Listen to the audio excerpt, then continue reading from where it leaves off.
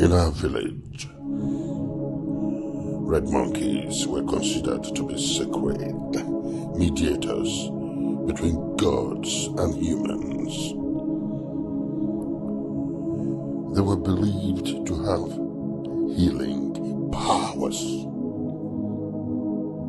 so they were used in charms and rituals to prevent illnesses.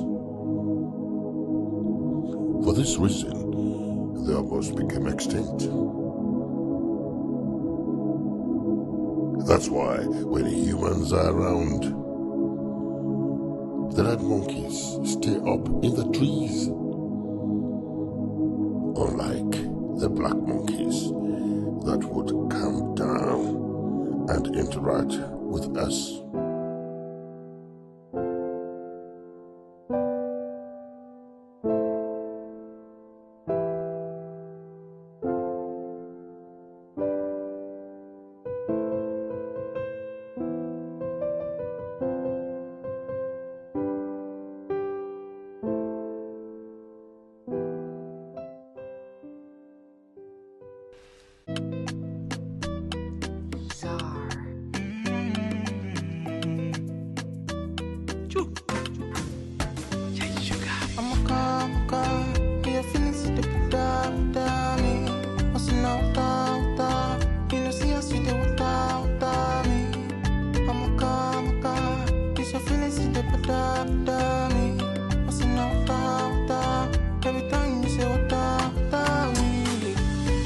Remember when I saw you the first time? Your beauty was amazing, I can't lie. Now only you, they make me the feel alright.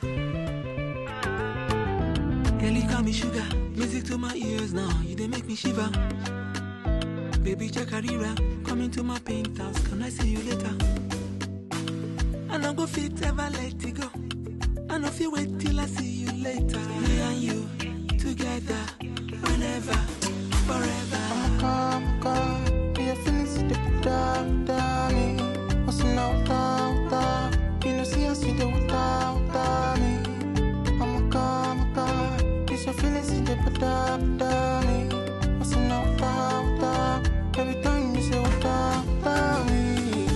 I'm out to tappel, ilulu my jet. See the way you want me, Karanta. For your matter, I go enter. Anything you want, me go get them. I cannot have this feeling, go. You didn't make me want to look, go. You didn't make me want to go, look. I don't go fit, ever let it go. I know if you wait till I see you later. Me and you, together, whenever, forever. I'm a come, your feelings deep down, me. What's now, down, you know, see us with the water, me. I'm a come, it's your feelings deep down, me.